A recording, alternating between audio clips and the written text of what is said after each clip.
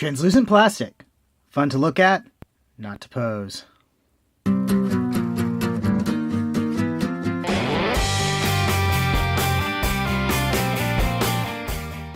Hello everyone, welcome to Shelf Space. I'm your host, Ron13, and today we are reviewing the Unicorn Gundam 02 Banshee Norn Destroy Mode Clear version.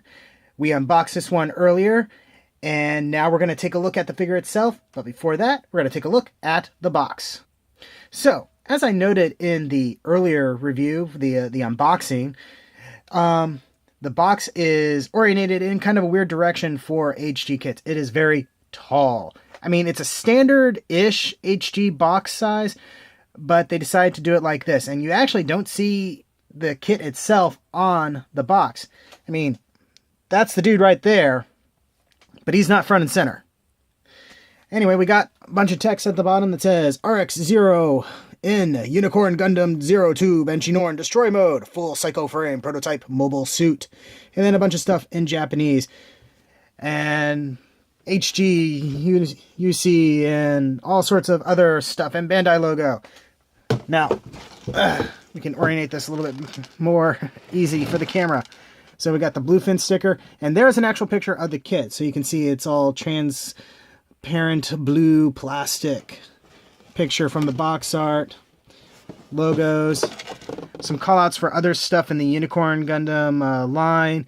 I don't have any of these guys. Except for, you know, I have the clear version of this because we're looking at that right now. Yeah. And then, same thing as the other side, just no bluefin sticker. And some information about the suit. And, again, some more cool looking shots of the kit itself. This probably has all sorts of fun paint on it to really accent things. Mine doesn't look as nice as that. So, yeah.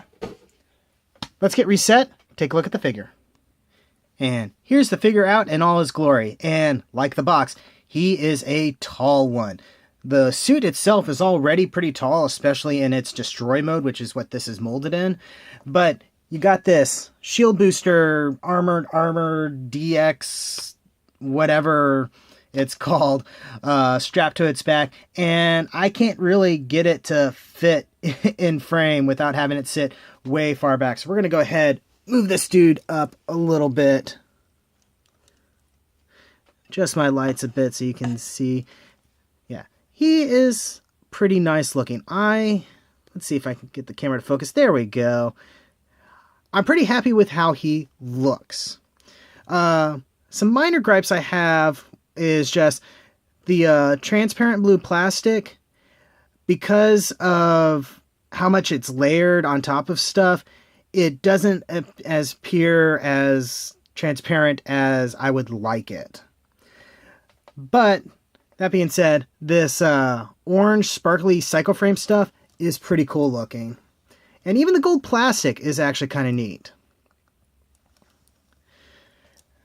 So, posability wise, and here's where I'm going to be very, very careful. As I kind of mentioned in the joke, this guy feels fragile. Something about the transparent plastic feels like it's going to break on me at any moment. In fact, and it wasn't even a transparent plastic part, the shield is permanently attached to his back right now because part of the peg on this silver thing right in there snapped on me just before I was going to film this review.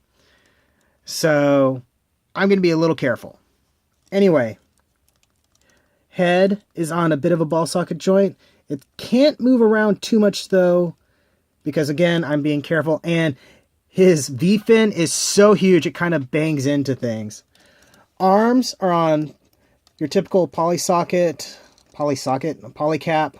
ball and socket joints. So you get some pretty decent movement if you want to. Arms can move this way. Elbow is single jointed.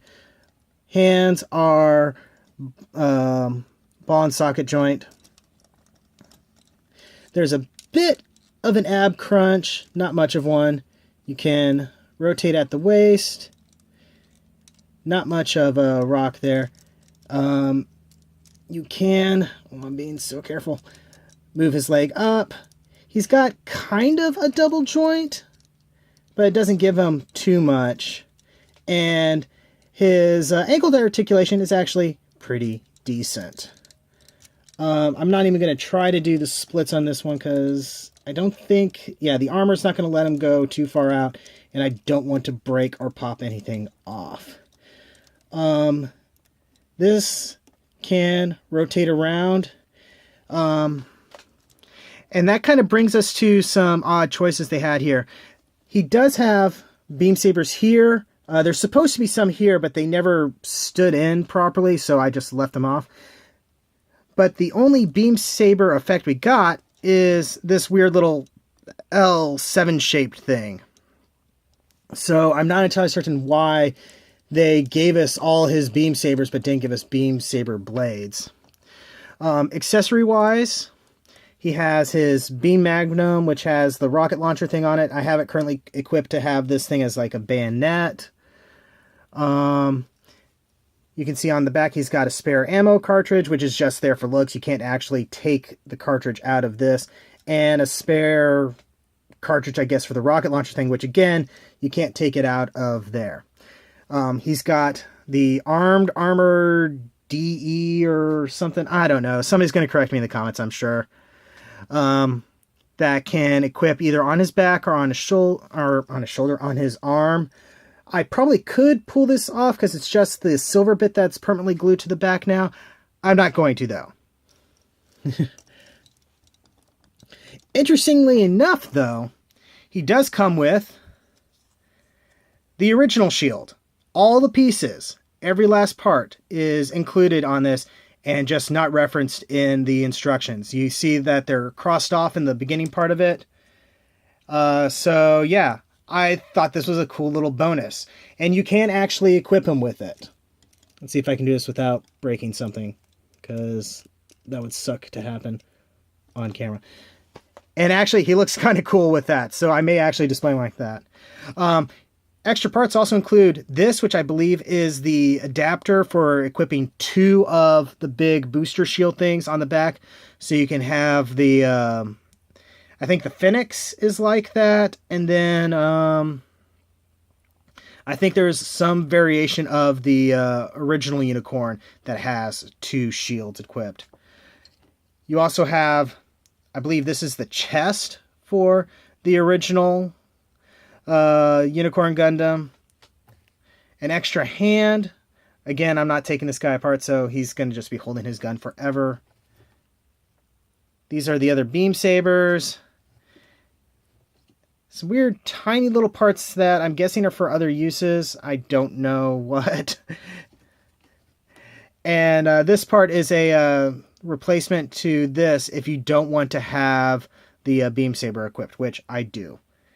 And as usual for most gun kits, there's some extra polycaps. It's just unusual in this case because it's this gold colored polycap material. So overall, I like the figure. I do. He looks cool, but the posability that he kind of loses by the fact that I am afraid to pose him is a drawback. So I have trouble recommending this particular version of the figure to anyone because, again, I'm probably going to put this guy in a single pose, maybe on a flight stand or something, put him up on a shelf, and then hope that looking at him doesn't snap him in half. But if you want something that looks cool and you don't want to touch, probably not a bad thing. I do have the HG Phoenix narrative version, so that's going to be nice to compare that to see if it still has that same sort of fragile feel as this one, or if it's just this transparent plastic. Anyway, thank you for watching. Hope you enjoyed this review.